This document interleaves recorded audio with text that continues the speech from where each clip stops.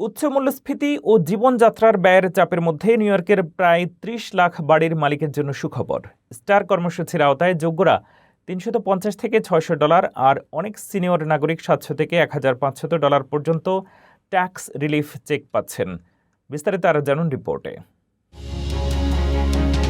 New ইয়র্কবাসীর জন্য সুখবর। আকাশ ছোঁয়া দ্রব্যমূল্য এবং মুদ্রাস্ফীতির এই কঠিন সময়ে সাধারণ মানুষকে বড় স্বস্তি দিতে যাচ্ছে রাজ্য সরকার। প্রায় ৩০ লাখ বাড়ি ও ফ্ল্যাটের মালিক পেতে যাচ্ছেন মোটা অঙ্কের ট্যাক্স রিফান্ড চেক, যা সরাসরি চলে যাবে আপনার ব্যাংক অ্যাকাউন্ট বা মেল বক্সে।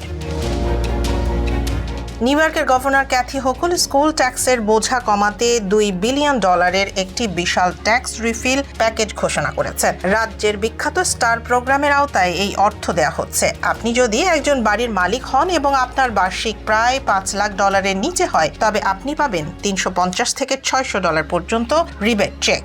এর মধ্যে কো-অপ এবং কন্ডোর মালিকরাও অন্তর্ভুক্ত রয়েছেন। সবচেয়ে বেশি লাভবান হবে নির্দিষ্ট আয়ের সিনিয়র সিটিজেনরা। $1,10,000 নিচে বার্ষিক আয় সম্পন্ন বয়োজ্যেষ্ঠরা পাবেন $700 থেকে $1,500 পর্যন্ত বর্ধিত চেক। রিপোর্ট অনুযায়ী লং আইল্যান্ডের প্রায় 6.25 লাখ এবং নিউ ইয়র্ক সিটির 5.25 লাখ পরিবার এই সুবিধা পাচ্ছে।